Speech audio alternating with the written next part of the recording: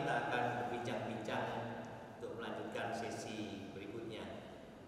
Yang sekarang ini kita tertuju kembali terhubung dengan Ibu Dina Alatu yang ada di Jakarta. Ya, sudah tersambung. Ibu Dina, kembali kami akan berikan satu pertanyaan yang mungkin Ibu bisa jawab dengan sederhana, yaitu tentang suatu tantangan. Bagaimana tantangan terbesar pada saat itu, saat pertama kali menghadapi jemaat yang baru Ibu pegang, yaitu jemaat GPIB Genta Kasih. Silakan Ibu. Ada begitu banyak tantangan yang dihadapi oleh jemaat yang baru dibangun.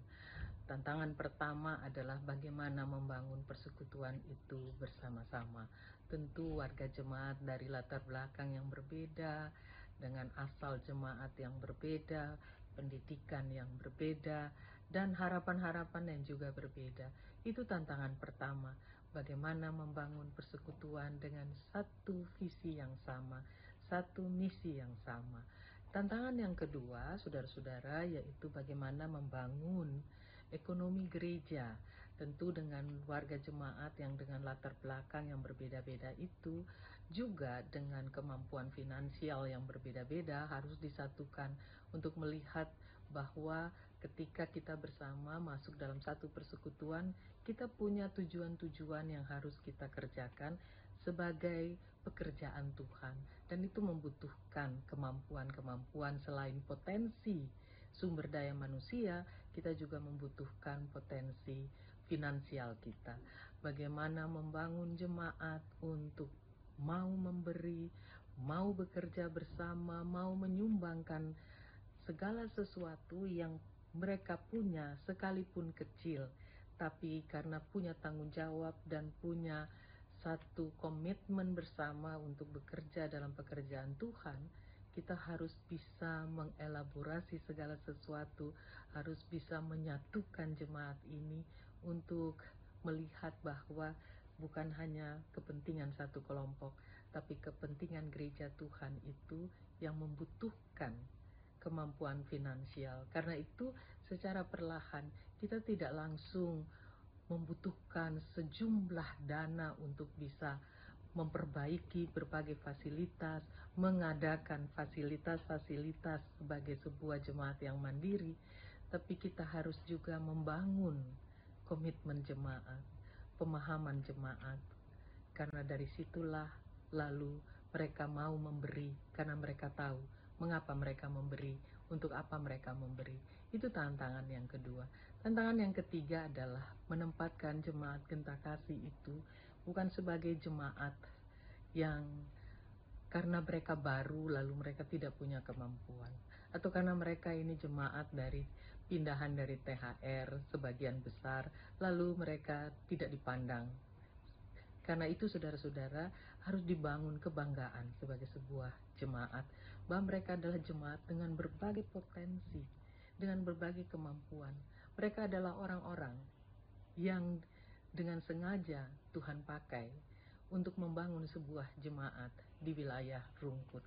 Dan oleh karena itu tantangan untuk memberikan kebanggaan pada warga jemaat bahwa mereka adalah jemaat yang juga mampu, jemaat yang juga bisa memberikan kontribusi bagi pekerjaan-pekerjaan GPIB di berbagai wilayah, itu menjadi tantangan tersendiri.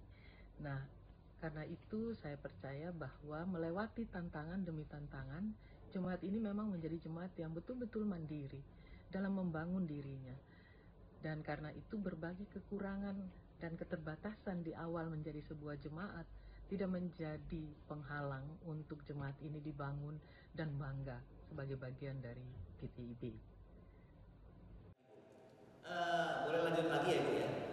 Saya mau tambahkan lagi satu pertanyaan tentang suatu prinsip pelayanan, bahwa menurut Ibu di dalam satu karakter jemaat GPIB Genta Kasih secara umum, baik itu dulu maupun bisa memprediksi di zaman pertumbuhannya sekarang, apa karakter jemaat yang Ibu pandang sehingga bisa kami boleh mendapat masukan dari Ibu. Silakan Ibu. Kalau kita melihat Genta Kasih, khususnya saya melihatnya seperti membangun kehidupan seseorang dari bayi sampai dia dewasa. Dan ketika dia harus dibangun, dia harus belajar berjalan, dia harus belajar untuk makanan yang keras, tidak saja makanan yang lembut. Ketika dia harus bisa mengambil keputusan, bisa melakukan langkah-langkah sebagai seorang yang dewasa, maka disitulah saya melihat bagaimana karakter jemaat ini bertumbuh. Jemaat yang harus ditata sedemikian rupa untuk kemudian memberikan dia kemampuan untuk berdiri sendiri dengan kemampuan, dengan potensinya yang ada, karakter untuk bertahan di tengah berbagai, baik itu internal maupun eksternal.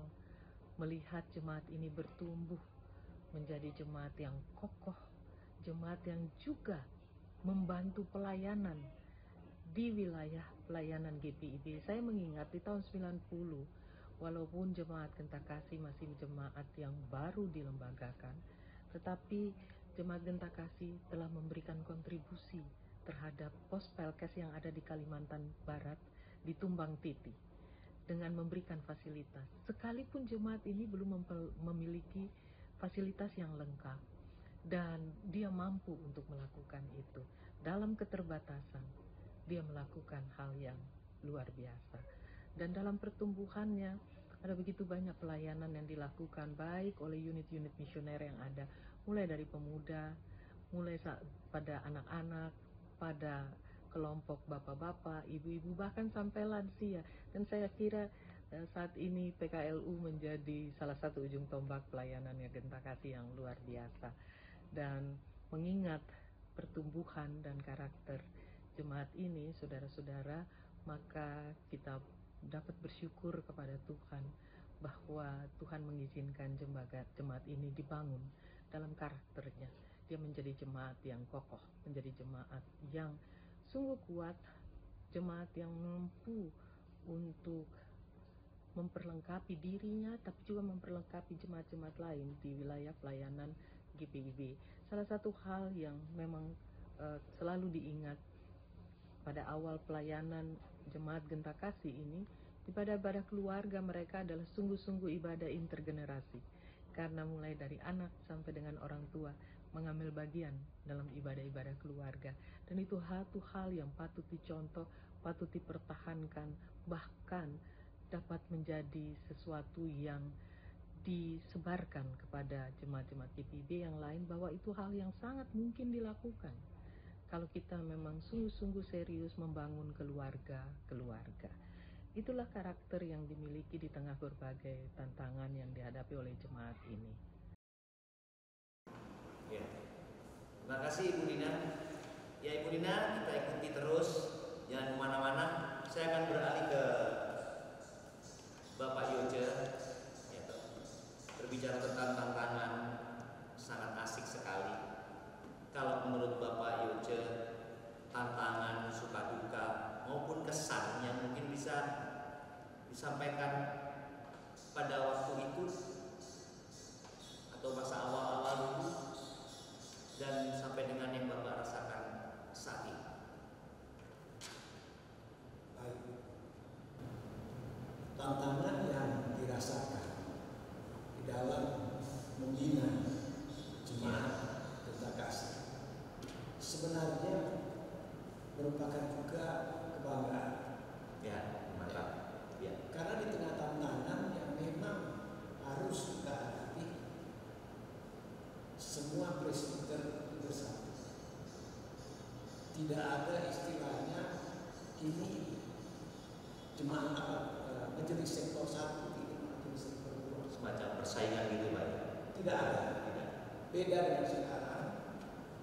Saya melihat itu sekarang majelis sektor ya sektor masing-masing lebih berperan begitu.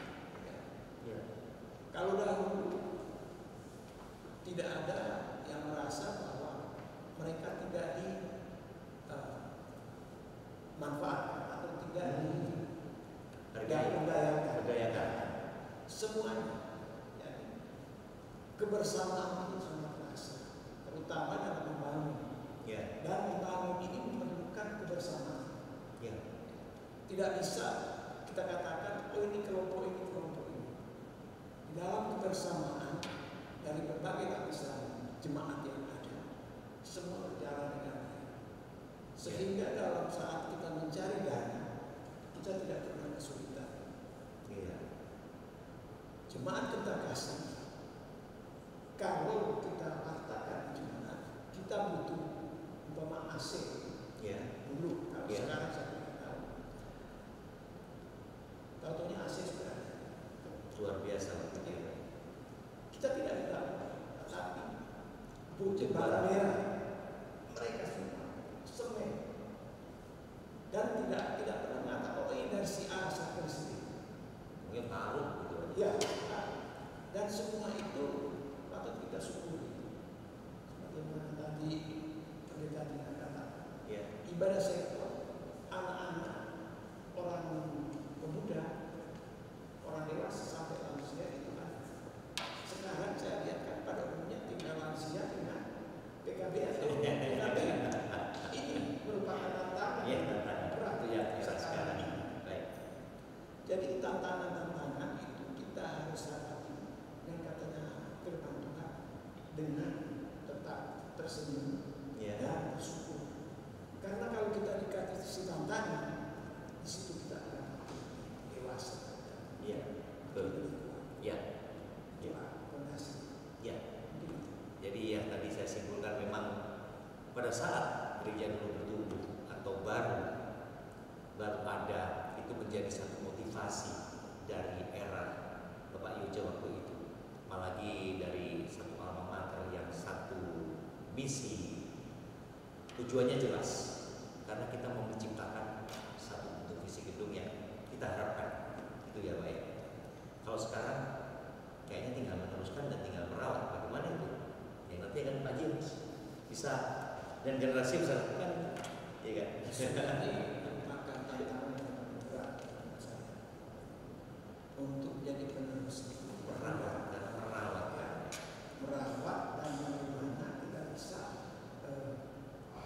mencontoh yang sudah terjadi sebelumnya. Kalau dulu tidak ada istilah ijazah, Ya. ijazah Untuk melayani SMP boleh melayani. boleh melayani jadi majelis, Ya. SMP jadi majelis, jadi BHM, dan di dalam pelaksanaan tidak ada masalah Ya. karena semua mau belajar dan mau Ya. menerima. Ya. Ya. Itu yang jadi jangan lupa sejarah gereja kalau perlu yang sudah ada disempurnakan. Ya.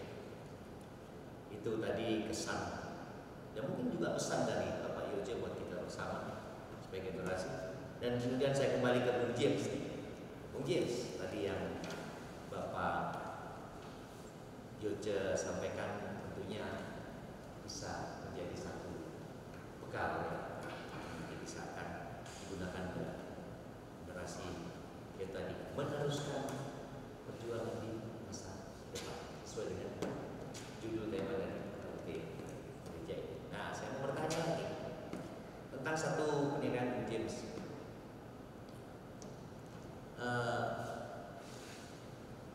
Kapasitas Bung James sebagai warga jemaat sehingga boleh lebih aktif lagi dalam segala kepengurusan ya, atau kepanitiaan. Itu arah pengembangan Bung James ke depannya itu boleh bisa diberikan satu gambaran kepada kita bersama. Atas Bung James sebagai warga jemaat, bagaimana melihat arah pengembangan gereja kita ke masa depan? Pesan mungkin, kesan mungkin bisa berbagi buat kita bersama. Ya kalau menurut saya ya, jadi generasi penerus salah satu pemuda yang juga itu terjun aktif juga. Saya melihat kemungkinan tantangan yang sudah minat para generasi penerus untuk menjalani warisan yang sudah Ya. tinggalkan oleh para pendahulu, dan juga sebagai penerus yang tentunya harus mempunyai visi dan misi yang lebih baik untuk kedepannya. Saya rasa sih para pemuda yang di generasi ini nggak kurang talenta gitu. Iya. Jadi sangat banyak sekali talenta yang sudah ada di depan mata, tinggal dikembangkan lagi. Saya rasa gereja ini punya masa depan yang cukup baik. Baik, ya. Ya, berarti ada satu harapan ya, James ya. Betul. Apalagi nanti Bung James akan menindaklanjuti kepanitiaan di Natal. Ya. Tentunya harus punya program dong. Mbak Nisi, bagaimana ini warga jemaat atau bagaimana di yang satu misi sama saya yaitu di kepanitiaan ini bisa mengumpulkan dari masing-masing segmennya atau masing-masing grupnya agar ya berantusias kembali di dalam segala kegiatan-kegiatan yang ada di gereja. Ya. Tentunya begitu ya mungkin ya. Ya. Nah, mungkin punya cara yang saya mau tanya ini, caranya bagaimana sih untuk anak-anak muda atau untuk jemaat di dalam menghadapi momen berikutnya ini, yaitu momen Natal. Ada waktu ini, sebenarnya waktu yang lumayan. Jadi panitia harus dirawat terus agar kompak berkumpul, menjalin satu sama lain. Mungkin atau dan lainnya. Ada nggak program yang mungkin sendiri agar nanti Natal ini luar biasa lagi, mungkin punya artis kan? Gitu. Sebut-sebut jemaat juga akan support ya. Nah, jadi kalau bicara untuk Natal, kita memang belum punya konsep gitu ya. Kita masih perlu evaluasi dulu. Ya. Setelah keberlangsungan hari ulang tahun. Ya. Tapi saya sih cukup optimis menghadapi event-event yang akan datang, Ya. yang terdekat memang Natal di hari ulang tahun. Kalau untuk cara mungkin saya bisa lebih pendekatan ke masing-masing anggota panitia Ya. yang sudah di Berbagai macam ya. Dari ada dari PLK, ya PKP juga masih dari kepanitiaan, dari PKB, jadi semua terlibat unsur-unsur itu ya. Itu bisa ya, bisa diminta bantuan untuk kepanjangan tangan ya. Betul. Sehingga ya lebih diinikanlah tadi yang pesan dari Bapak IUC itu yang diharapkan kita bisa mewarisi, kita bisa melanjutkan masa depan itu. Tinggal tipsnya harus bagaimana sehingga kita yang diukur akhirnya terlihat kehadiran jemaat, kerukunan jemaat itu bisa kita nikmati bersama-sama ya, gitu ya James ya. Nah sekarang tamu kita yang istimewa yang jauh di sana yang masih kita rindukan, Ibu Pendeta Dina, ya masih ada sedikit yang kami ingin diskusikan, berbincangkan. Ibu Dina, ya masih tersambung ya. Saya mau tanya ini untuk nilai atau prinsip pelayanan. Mungkin Ibu Dina mempunyai satu pandangan. Adakah nilai atau prinsip pelayanan yang menurut Ibu harus tetap dijaga oleh jemaat, khususnya Benta Kasih hingga sampai saat ini? Silakan Ibu Dina. Ya, ada beberapa hal yang terkait dengan nilai atau prinsip-prinsip pelayanan yang sebenarnya lahir dan tumbuh di dalam kehidupan berjemaat dari Jemaat Genta Kasih ini. Yang pertama, saudara-saudara, soal kekeluargaan. Ini sesuatu hal yang merupakan kekayaan dari jemaat ini. Semua orang merasa memiliki keluarga. Bahkan sebagai pendeta pada waktu itu, ketua majelis jemaat, saya merasa bahwa saya diterima sebagai bagian dari keluarga-keluarga di jemaat ini. Dan itu terlihat nyata ketika saya tadi bicara tentang bagaimana kehadiran intergenerasi dalam berbagai kegiatan dan ibadah yang dilakukan di tengah jemaat ini. Itu merupakan hal yang selalu saya ingat dan selalu bisa saya bawa kemanapun, bahwa pelayanan intergenerasi itu telah ada di tengah jemaat GPIB sejak dari tahun 90. Kalau sekarang kita bicara tentang pelayanan intergenerasi, sebenarnya itu saya alami bersama di tengah jemaat Genta Kasih. Dalam ibadah-ibadah keluarga, di semua anak-anak hadir, pemuda hadir, remaja hadir, dan orang tua juga hadir. Dan sesungguhnya ini nilai yang sangat luar biasa dan kekayaan yang dimiliki oleh jemaat Genta Kasih. Jika saja hal ini terus dapat dipertahankan, bahkan terus dikembangkan, maka jemaat Genta Kasih adalah salah satu contoh dari kehadiran sebuah jemaat atau wujud nyata dari tema yang diusung oleh GPIB pada KPPG yang terakhir ini terkait dengan pelayanan intergenerasi. Yang prinsip yang kedua adalah bahwa semua potensi yang dimiliki oleh warga jemaat, khususnya dalam soal bernyanyi, memuji Tuhan. Salah satu lagu yang dikidungkan di tengah jemaat ini oleh paduan suara itu judulnya Genta Kasih, dan saya masih ingat sampai dengan hari ini. Dan saudara-saudara, bahwa yang mau dikatakan jemaat ini punya potensi yang luar biasa dalam memuji Tuhan. Persoalannya adalah bagaimana itu dikelola. Kita tidak hanya menjadi penyanyi atau seseorang yang memberikan suaranya di luar, tapi bagaimana itu kita gunakan untuk membangun jemaat ini dalam memuji nama Tuhan.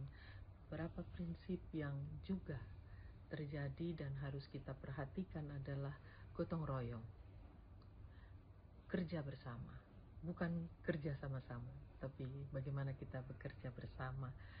Semua orang terlibat, semua orang memberikan kontribusinya, semua orang memberikan potensi yang ada pada dirinya untuk membangun jemaat ini, dan itu yang harus terus dijaga dan dipelihara. Dan karena itu Bapak Ibu dalam berbagai aktivitas selalu saja bahwa dimensi keluarga itu hadir, dan ketika keluarga itu hadir, tandanya apa? Tandanya adalah sukacita, kegembiraan, dan itu yang saya kira menjadi bagian nyata dari kehidupan berjemaat, yaitu bagaimana kita membangun kesukacitaan, membangun kegembiraan di tengah pelayanan gereja Tuhan. Itu nilai-nilai dan prinsip-prinsip yang harusnya dibangun. Satu dengan yang lain saling mendukung, satu dengan yang lain merasa bahwa kita harus bersama-sama. Kalau kita berjalan sendiri, kita tidak bisa melakukan apapun yang terbaik. Ya, terima kasih Ibu Dina. Kami kembali dulu ke studio itu ke Bapak Yoce. Bapak Yoce, ini satu pertanyaan pamungkas yang terakhir.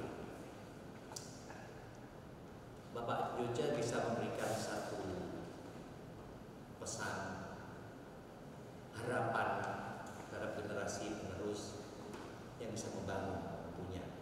Kami membutuhkan sosok Pak Yoce, karena kami di data ini Pak Yoce sangat aktif sekali, mulai awal berdiri tadi ceritakan sampai dengan saat ini. Kalau nggak salah Pak Yoce sekarang jadi ketua BKLU ya, BKLU lansia, luar biasa, panutan buat beliau yang selalu aktif ya. Saya belum bisa. Ya, baik, itu Pak Yoce yang perlu kita teladani dari Bapak. Yang tadi saya sampaikan, apa harapan Bapak terhadap generasi penerus Genta Kasih saat ini dan ke depannya? Ini pesan Ya, pada generasi penerus, masuk saya ada PKB ya, masuk di dalam, karena masih pada umumnya di bawah 60 ya. Ibu anak Jadi masih punya potensi Bapak ini untuk baik. mengembangkan. Bapak. Jangan dibiarkan pemuda-pemuda itu berjalan sendiri. Ya, Kemudian PT berjalan sendiri. Iya. Tugas dari bapak-bapak Bapak. ada 2 hari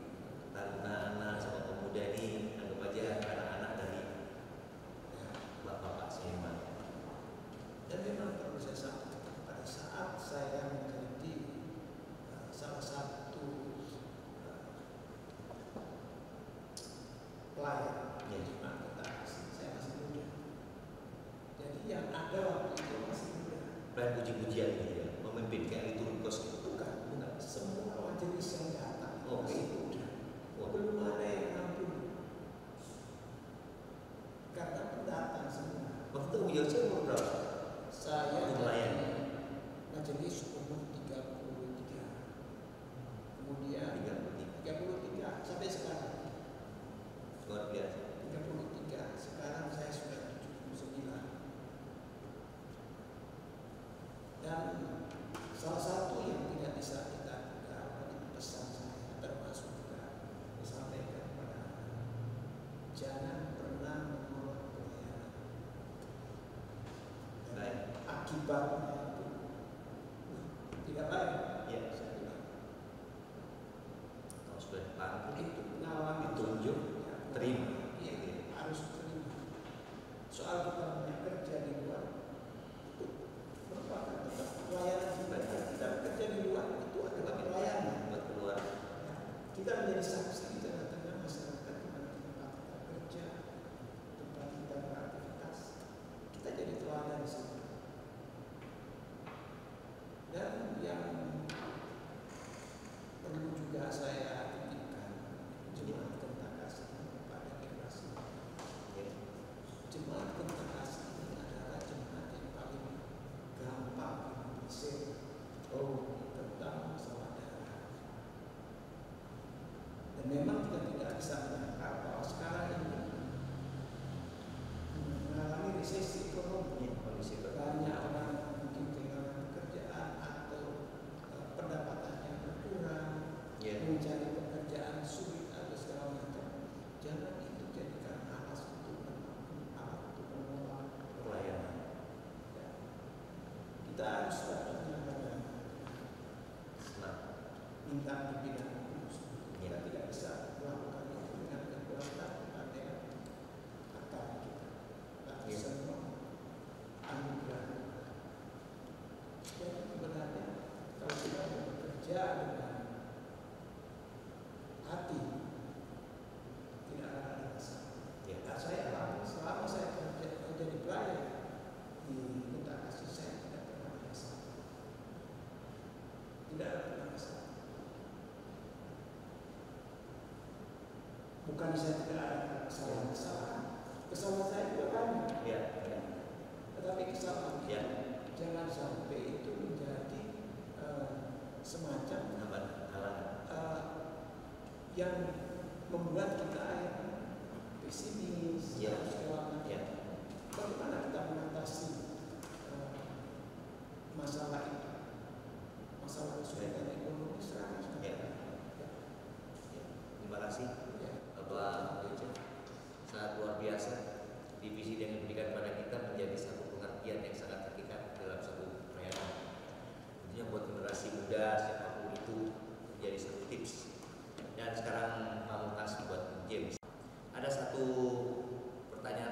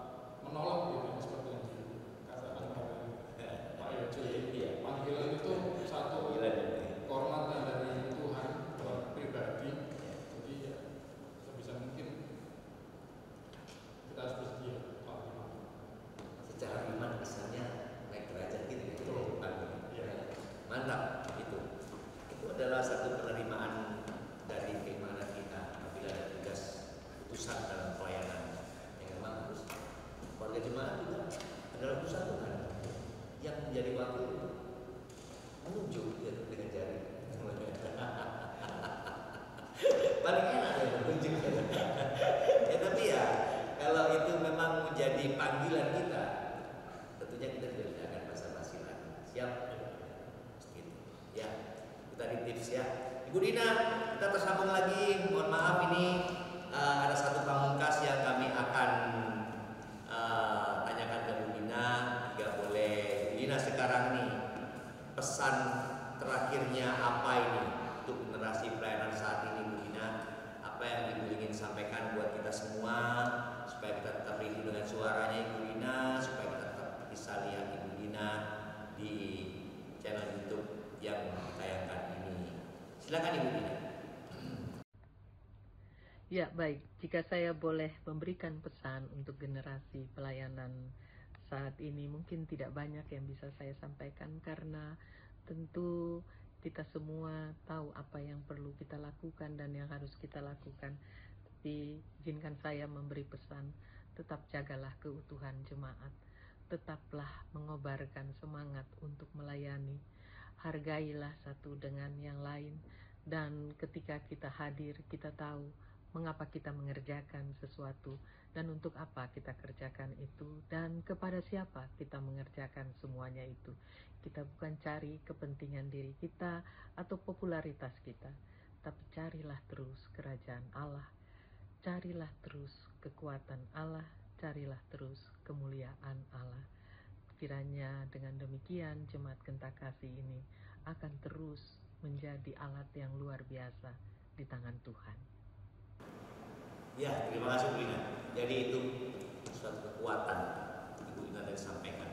Dari rangkuman Bapak Yoce, rangkuman Bung James, ditutup oleh Bu Dina menjadi pelayanan menjadi satu kekuatan. Kekuatan yang akan bisa mengalahkan segala kekuatan lainnya, kekuatan Tuhan.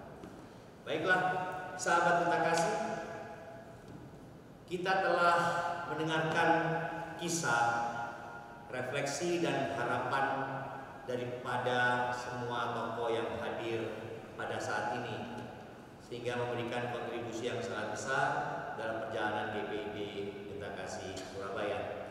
Mari kita semua, tua dan muda, melanjutkan warisan yang telah ditanamkan dan membangun masa depan yang penuh terang dalam kasih Kristus.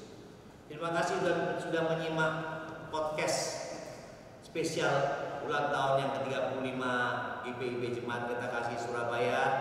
Jangan lupa untuk terus melayani, bersaksi dan bertumbuh di dalam iman. Sampai jumpa dalam episode berikutnya dan kita sampaikan salam semuanya. Tuhan Yesus memberkati.